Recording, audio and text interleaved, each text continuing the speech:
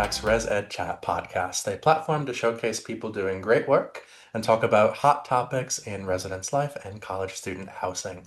So my name is Noah Montague, and I use he, him, his pronouns, and today I'm going to be your host. If you've been watching my episodes or listening along with us for a while, I like to say that I am a storyteller by trade, and the stories that I like to tell and choose to center are those that center the student and the college student experience, which makes me all the more excited about today's topic.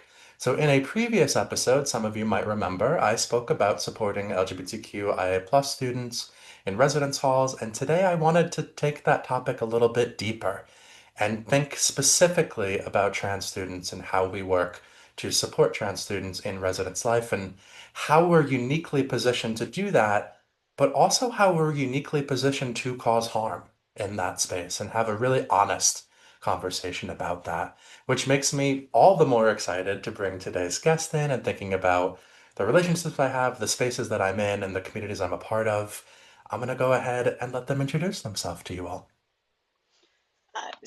Hey everybody, I'm so excited to be here today. So, my name is April Callis. I use they and she pronouns. I'm currently the Assistant Dean of Diversity and Inclusion and also the Director of the Gender Plus Sexuality Resource Center at Princeton University. I've been working in gender sexuality spaces for the last 10 years now in higher education. And before that, I was a faculty member in anthropology, women's studies, and the honors college. So I have a lot to talk about today. Very Yes, excited. you do, my friend. But I guess just to get us started into this conversation, and as we're talking about any marginalized population of students, I like to make sure that I'm starting with no student group is a monolith, and that's an important caveat for us to be talking about. But I do want to start with, in your experience, what are some of those unique challenges or experiences that you've seen come up for trans students as it relates to living in residence halls? Yeah. I'm going to talk about this kind of broadly, right? What we're seeing nationally, and then also anecdotally, or what I've seen in the work that I've done. So, part of the reason that I first got really invested in working with queer and trans, but particularly affirming trans and non-binary college students, is because we see these large gaps in sense of belonging. Yeah. And we see that in the classroom, we see that, in their residence halls, right? This feeling that they don't belong at their university, that they don't belong with other students. And we have data on that going back the last 15 years. That's certainly, continues to be true now. But then what I'm seeing on at the campuses that I've worked at, so I actually just did a bunch of focus groups with trans and non-binary undergraduate and graduate students, Hmm. and housing experiences came up a lot Yeah. because that's where you are all the time, right? That's the one place you want to go and be able to just let go and be who you are. Hmm. And so I would say, like, one of the things that I'm seeing from this population is just a fear, right? Like, is somebody not going to be affirming of who I am? Am I going to run into issues when I'm going to the bathroom? Is somebody going to tell me that, I shouldn't be showering in this space? Is the wrong name going to go up on the door, at some point? Yeah. Like, all of these fears. And that means that these students oftentimes have their guard up and feel as though they can't just relax and have that space, right? And that's a really hard way to continuously exist at a university, right? If you feel like you don't have a space that you can kind of just be who you are. And certainly I could talk about like bathroom access. That's a huge Hmm. one. I could talk about misgendering. That's another one, right? People not understanding pronouns and being scared. That's across the university, but then it continues Yeah. as they're going back to their dorms. And then finally, I would say, to be totally transparent, there have been a lot of political shifts in the last few years, right? And so also there's carrying that, right? We have national data that shows that our students are very aware of what's going on, and that seeing this is increasing anxiety, it's increasing depression, it's increasing this sense of isolation. And so also figuring out, how are we creating affirming spaces with all of that going on? Yeah. And I think in residence life specifically, to a lot of the points you made, that is the biggest question, especially when we're thinking about like students coming back. Something I love that you said is going back to the space that is supposed to be their home while they're on Yeah. campus. It's supposed to be the place that they're able to relax, the place that they're able to just be. And what does it mean when we have a population of students who is constantly feeling like Yeah. it is that their ability to just be is being challenged, that is being attacked in a lot of different ways. And to some of the other points that you're talking about, like I'm seeing students come home and feel like they can't make it that for themselves because of some of those Yes. things that you're Yes. talking about in Yes. will my name be correct on my door? Will Mm-hmm. Mm-hmm. I be challenged when I go to the bathroom? Will my Yes. roommate be affirming, depending on like how I went through this process and when I came out, or when like Yeah. all of those things that come into play in living somewhere. And I see it often, especially in the communities that I'm a part of, and Right. the fear that is in place is very specific. Yes, yes, yes. And also, if any of these things happen that I'm scared Hmm. of, right? Yeah. Things that I'm seeing happen at other institutions, I'm seeing things in the news. If something goes wrong here, is housing going to have my back, right? Am I Yeah. going to be able to report this and it's going to be okay, right? If I have a problem with my roommate, are the people that I'm talking to about this going to understand my needs? Hmm. Or am I going to have to explain and justify my existence? Right. So Yeah. then that's this other layer of the fear as well, of like, Hmm. I'm scared of the bad thing. And then I'm scared if the bad thing happens, more bad things will come from Hmm. it, which once again is hard. Hmm. Because it's not just I have to explain the issue that I'm encountering, it's that Mm-hmm.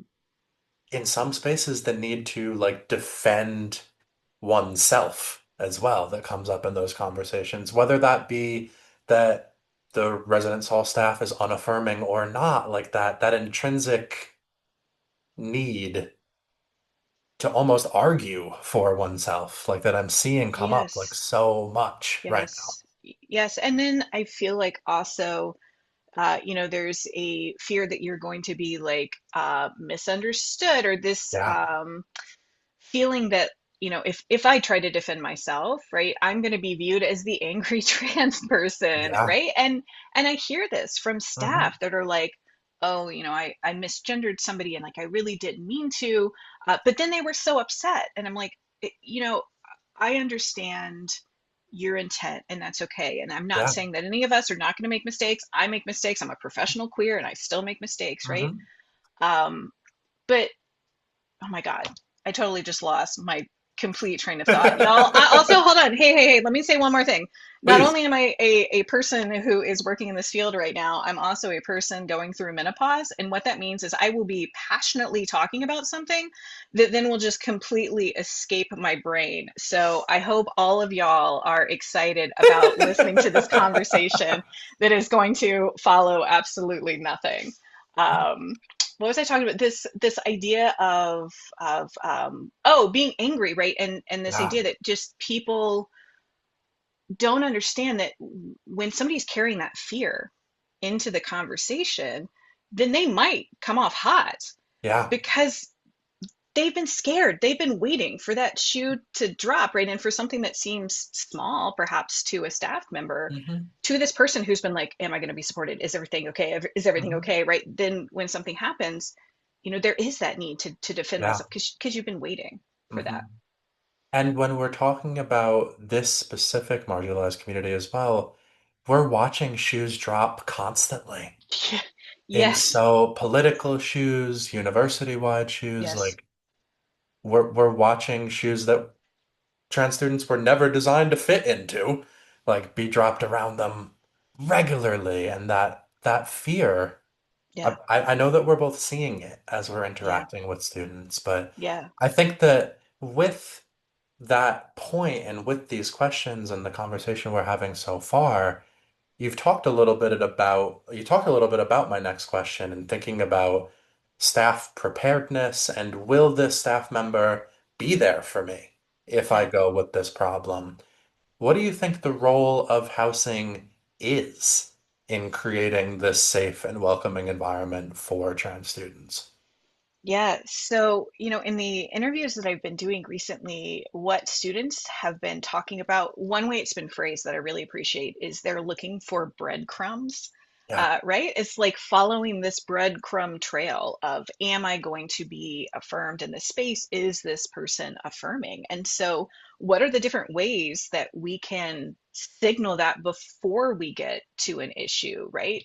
And depending on the state that you're in, depending on how your institution is understanding a lot of things that are going on at the state and federal level, right, we might be constrained with the ways that we are able to leave breadcrumbs. But we Yeah. all can, right, if it is introducing ourselves with our pronouns, right? If Hmm. it is when you are meeting with students for the first time and you're asking for pronouns is something that can be included, but also you're saying things like, okay, the closest men's restroom, the closest women's restroom, the closest all gender restroom. Like, what are the ways that you can just constantly be letting people know that, like, yes, we see you. Yes, we know that Hmm. you're here, right?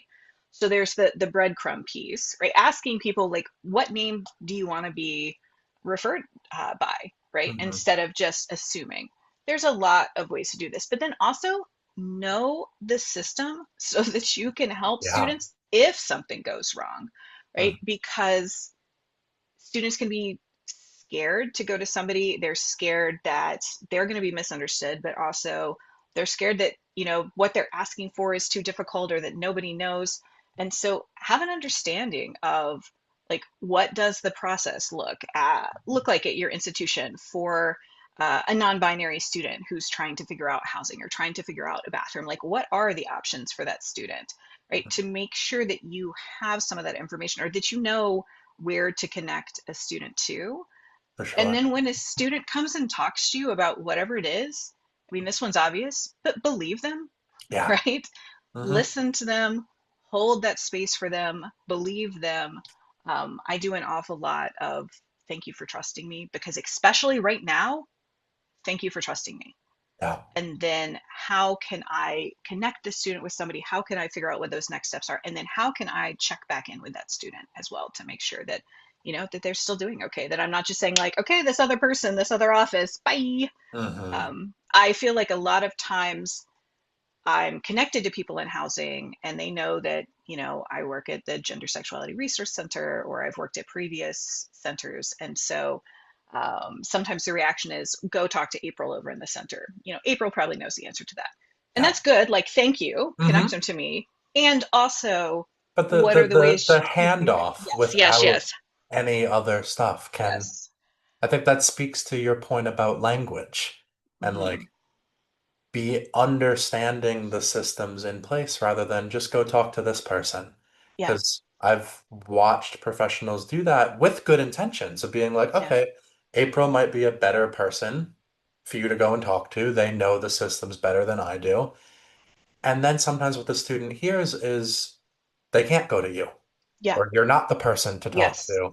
They yes, did something wrong in right, assuming they could go to you because students are going to hear things different than right. what we intended from that sentence. So I love your point about the language in Yeah, that right. space specifically. Right. Don't make a student feel like they're the problem. And the Yeah. thing is, but the point that you made, realistically, I probably do know more Yeah. just because I have to be immersed in it, right? Like, Hmm. oftentimes those of us who are working in these spaces, we are talking to general counsel, right? We are thinking through what different policies look like. So Hmm. as things are changing and they're changing really quickly right now, Yes, they are. yeah, yes, they are, right? So connecting with a center with somebody who knows is great. But Hmm. what is that baseline of knowledge that you can have that you can Yeah. say, here's what this did look like.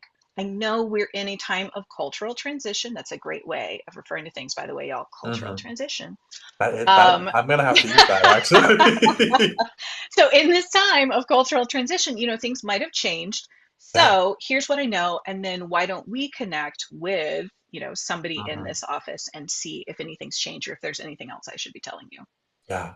I love that phrasing of how about we connect with Mm-hmm. this individual. I Mm-hmm. think that that community is something that I'm Yes. seeing particularly our trans and non-binary students looking for is any kind of community, any kind of support, especially like, I mean, the university I'm at the moment is going through a cultural transition, one might say, in the situation that we're looking at and being able to be like, how about we talk to this person? How about we look at that? This is my understanding of the system. This is what I know. And I think somebody else might be a better human. How about we go and Yeah. talk to them together?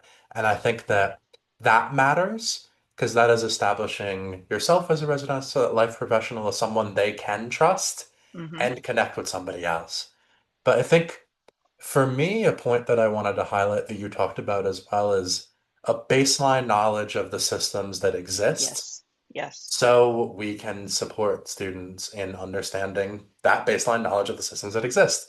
Of Right. course, there are people above me in different offices that know more about their functional area, and I've made very active choices to learn about our gender inclusive housing process, Mm-hmm. to Mm-hmm. learn about how it works, to learn about how the bills work in those spaces and Yeah. what the rules and regulations and laws around bathroom access are so that I can answer students' questions. Because residence life and housing is so uniquely situated Mm-hmm. in that we are usually the first staff they meet Yes. outside of orientation, like their first day on campus, their first day in their home. We're who they meet. So having that baseline knowledge to answer their questions in the same way that we would have that baseline knowledge to connect a student to fraternity life or to connect a Mm-hmm. student to Mm-hmm. another space they want to engage in that would make them feel seen and safe. Yes. That is where our role comes in to me. And yes, and then back to that like Hmm. breadcrumbing, Breadcrumbing. right? Right. Mhm. But like not just having that knowledge, but what are Yeah. ways that you make sure that all of your students know that you have that knowledge, Hmm. right? If it's just like ask me more about, and you've got, a list of things that students can ask you about, because once again, they don't necessarily trust that staff Yeah. have that knowledge because oftentimes they run into staff that don't. And Hmm. so, any way that we can hint at, let them know, show, demonstrate that we have some of that knowledge so that then they can come to us is amazing. For sure. And I completely agree. And I think that gets us pretty well into another question, thinking Okay. about, we're kind of talking about reacting to situations and preparing. We've started talking about a little bit as how we can be better prepared, but thinking about how residence life staff can be more proactive in supporting trans students, especially considering those systems we're talking about Mm. in reducing harm instead of waiting for a student to raise a concern to us. What are some thoughts that you have as far as that, how staff can be more proactive in that space? Yeah. And I think a lot of it goes back to everything we've been talking about, right? Like knowing the Yeah. system and breadcrumbing and asking for pronouns and all of this, but like also just not assuming, right? Because I think sometimes all of us, we're just going along doing our thing until a student says, wait, that didn't work for me. And then we're like, Hmm. okay, let me change everything because I didn't mean to do that. So, to your Yeah. point, right? How do we put systems in place for ourselves now? Now is the time for all of us to be thinking about how are we going to be, supportive allies, affirming to our trans and non-binary students, right? Not after the thing has happened. So Hmm. taking that moment to figure out, okay, if you're doing door decks, right? Everybody's doing door decks everywhere. How are we figuring out what names to have? Yeah. And how are we asking that before you put a name up and then, oh, let me know if you need me to change it? That's good. Hmm. And you've potentially dead named somebody. So how are you asking these things beforehand, right? Is there a system in place? Is there a way that you could be reaching out Hmm. and doing these things proactively? I think at every institution, it's going to look a little different, but that commonality is exactly what you're talking about, right? Asking people, like, are you doing outreach beforehand? That you're asking for pronouns before people even get on campus, because the other thing that I hear is like our prospective students are like, what's going to happen? What's going to happen? What's going to happen? Am I going to be, and their anxiety is ramping up and up and up in the Yeah. weeks before they get to our institution. So, how do we let them know before they even get there that they're going to be okay? Yeah.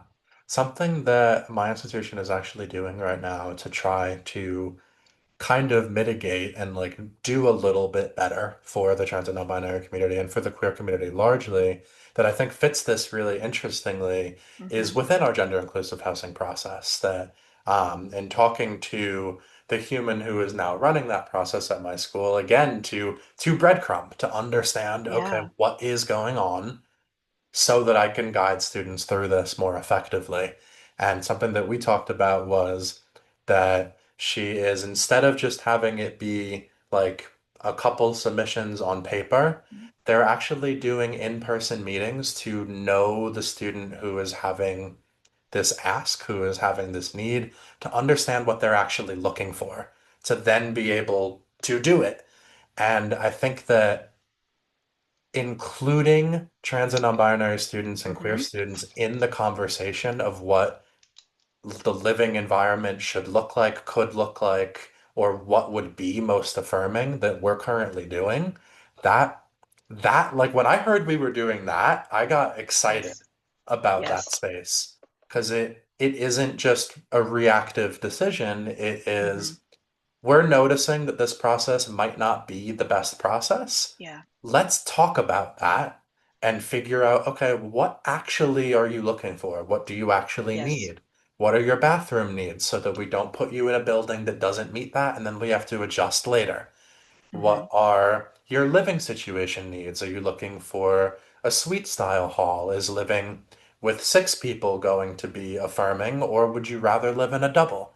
Is a single going to be more affirming? And having those one-on-one conversations with students who are expressing to us a need Mm-hmm.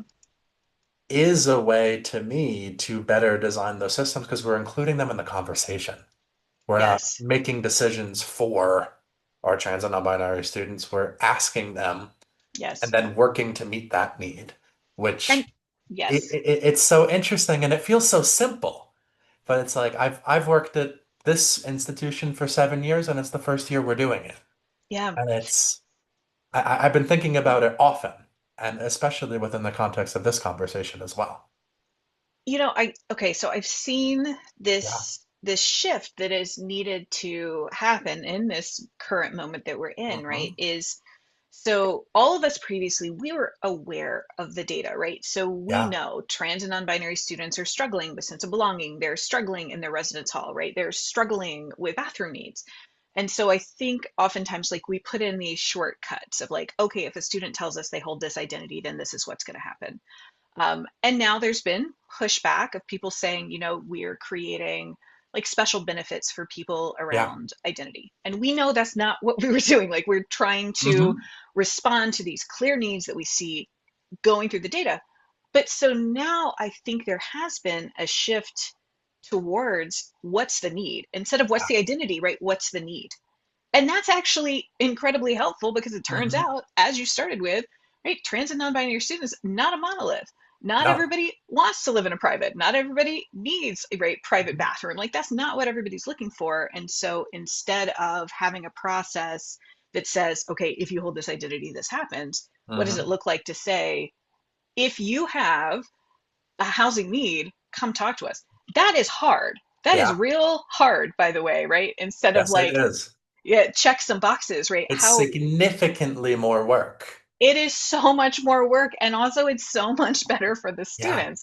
So we put these shortcuts in places because we needed to. We were being affirming. And now I think that exactly what you're Mhm. talking about, right, is Yeah. just figuring out. that need, and then how are we Mhm. able to meet it? And also, the other thing I will say here is back to the breadcrumbing, which I'm going to talk about nonstop. Apparently, we're also in a moment where we're all so scared that Yeah. the work that we're doing is going to be misunderstood, right? Because we're seeing it be Hmm. misunderstood, right? Like I know the work that I do. I know that I'm doing this work to affirm all students. I know I'm following laws while I'm doing it. And also there is a fear that somebody's going to, take a sentence of something I say or write and take this out of context. And Yeah. so what this fear does is we see less things being published online. We see Yeah. people less likely to talk openly about what is available because of that fear that things are going to be misunderstood. And so, right as our students are coming in with more fear of, Hmm. am I going to be able to live where I need to? Am I going to be able to be seen fully for who I am in my housing? We have institutions that are maybe taking down websites because of fear that they will be misunderstood, or we have um, places less willing to write things down, like whatever it is. Hmm. And so I understand how we got here, but once again, this gets back to then how are we letting students know that these policies that they can go Yeah. and ask, and what is that like universal design of a system of if you have a housing need, here's where you go and somebody's going to talk to you and it's actually going Hmm. to happen, knowing that Yeah. also budget cuts and how do we afford to actually hire people to do that work. But Yeah. luckily, I don't have to think about that part. So, But I think that's also like where that proactive piece comes in for me is hmm, how are we making students aware of the resources that do still exist yes, and making sure that that is visible, making sure that staff know about yes, those things. The amount of staff that I've interacted with who have no concept of how the gender inclusive housing process works, not even to a fault of their yeah, own, but in that because of that fear, maybe we're not talking about it. Or because yes, yes, of yes, yes. those laws in place, maybe we're no Mm-hmm. longer Mm-hmm. training RAs and student staff on Yes. supporting queer and trans and non-binary students. Like maybe we're not having those conversations anymore, but how do we make sure that people know? And that is such a fascinating question that probably is a whole other podcast episode for us to talk about. Yes, yes, yes, yes, yes. Um, but I think that we're talking so much now about these resources and about knowledge and Mm-hmm. about communicating with students and challenges and struggle and what comes into play in working with and supporting trans and non-binary students. But what about when trans students are fully supported in a Hmm. residential community? What does that joy look like in your experience in that space? I think when we're talking about marginalized students, it's very easy to talk about the struggles and to talk about the Mm-hmm. challenges and in this space to talk about the shift in the conversation, but there's so much joy in our community as well, and I'd love to just hear a little bit about your perspective on what that looks like in the Yeah. residential space. Yeah. Thank you for asking that. Yeah, I love that because you're right. And I find myself, oftentimes when I'm talking about this population, because the struggles are so apparent in all of the data that we get, right? We're leaning into this deficit model and then forgetting to talk about the amazing, thriving, joyous community that, like, I'm so lucky to be able to have been a part of. And, like, I do love to get to think about that and for us to be intentional about how are we creating the spaces, right, where for that sure. can happen. But I think that joy, trans and non-binary joy, a lot of that is going to be when you feel like you can be 100% who you are, Yeah, right? And so some of it is in the small moments of when we have created space so that I've talked to students who say their ideal is just to get to be a student when they yeah, don't have to explain who they are, where they don't have to feel scared, where they can just show up and experience all of the amazing things that we offer at universities, right? Mm-hmm. So I think that might be the joy. And also, it's how are we creating spaces where we are specifically uplifting these Yeah. identities, right? And I think that's hard once again in our current Mm-hmm. cultural moment, right, where there are so many misunderstandings. But like, what are ways that if we're doing a film night, we're showing films with representation of trans and Yeah. non-binary people, right? And not where the trans person dies, Mm-hmm. right? Like, what does it look like to show films about trans joy that's not come to a very special film screening, Mm-hmm. but just as a film about humans because that's what it is, right? Mm-hmm. Like, where are we creating these spaces of representation and spaces where we're uplifting? The data also shows, by the way, that something that helps increase that sense of joy is when our students are able to be in community Yeah. with faculty and staff who are affirming, right? And so are we able to, and also alum.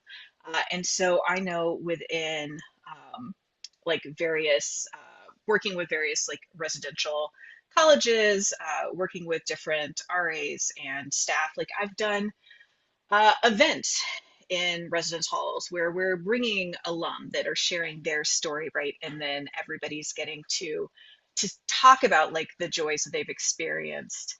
I have also thought about like what are ways that we're bringing in faculty maybe that are doing research around this area that we can uplift that, right? Like what are the partnerships that we can Yeah. do with individuals who are maybe holding similar identities. And maybe we're not Mm-hmm. saying we're having this person come to talk about this identity, but sometimes it matters to see a thriving trans or non binary person talking about their life Yeah. and that they are thriving, right?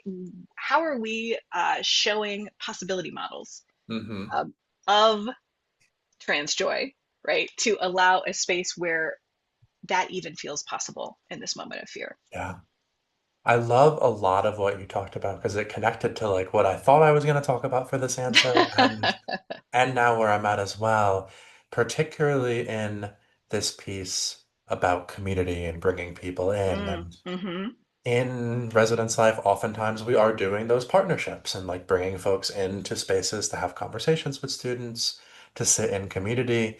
And I know that I've made like very purposeful decisions and who I'm inviting in to talk to my Yes. students. And like, I am not going to bring someone into this community that I don't think is going to be affirming Yes. or Yes. that I don't know is going to be affirming in working with my students because I'm aware of the population that I have. I'm aware of the students that I'm working with. And that's important to make sure that the folks that Hmm. we're introducing them to are also going to meet those values and meet that need of what they're looking for. But Yes. I also think that for me, and I'll tell a brief story, is like one of the students that I work with, queer and trans joy, specifically trans joy in this conversation, is the Black trans man who comes into my office and talks about how this is the he found who he is in my residence hall. And that Hmm. is the joy to me. That is not only him feeling comfortable telling me that, but him getting to live as who he is and to live out his experience and to be joyous about that with me, with my staff, and with our fellow students. And to hear we met a couple days ago and to hear that he doesn't think that he would have come out if not for this community. I think that oh, I'll get emotional. But like that is the joy and that is the power of what a residential space can do for a student is when it is properly developed, when students are truly supported, they can feel that joy in who they are and they can show up authentically and they can go to class. Yeah. And I think to your own point, like the getting to be a student and not have to be afraid for a moment, I think gets to be some of that joy as well. Yeah. You know, you were making me think about like so many different. Yeah. moments in the work, right? These specific moments of trans joy, right? Like Hmm. I'm thinking about, we have an oral history project where I Yeah. am, and working with um, one of our residential colleges on a program where we were talking about the fact that trans people have always existed Correct. at our institutions, right? And Hmm. we have archival proof of this. Hmm. And having a student come up to me afterwards and say, "Oh, I belong here." Yeah. And I'm like, I'm going to start crying. Yeah. And also, yes, you do. Yes, Hmm. you do. Right. And having that moment and getting to see that. Right. And what are the ways that we are creating those moments? Absolutely. Yeah. Ah, I knew this was going to be an emotional one. I had a feeling. But I guess, April, to wrap us up, I always like to close on some tangible advice for folks listening and thinking about ways, and we've talked about this a little bit already, but what might be a piece of tangible advice that you would give to new professionals, to folks living, to listening, to residence life staff about supporting trans students in Hall? Hmm. Woo. I was like about to start writing notes and immediately had like, 20 things come to mind. I'm sure. One, this might not be as tangible as I might like, but I think that this is the most important thing. Our trans students are students, and Yep. our trans students are students who need support just like every other student. And when we are in this moment right now where identities are being politicized, it can be really easy to back away from that or have this fear of, I don't know how I'm allowed to support. And so what if I don't want to get in trouble? And so what if I don't? And I Yeah. understand that. And these are students who need our support, and they need our support now more than they ever have. Mhm. And so, what are the ways that all of us within our roles can think about, how do I do this, right? How do I learn? One, what am I able to do at my Mhm. institution? What does support look like here? Make sure you know that. Take a moment, stop listening to us, right? And take a moment and go figure out Yeah. what that policy looks like. Who can you ask about what that looks like? Meet up with somebody in your, gender sexuality center if you are lucky enough to live in a state where that still exists, right?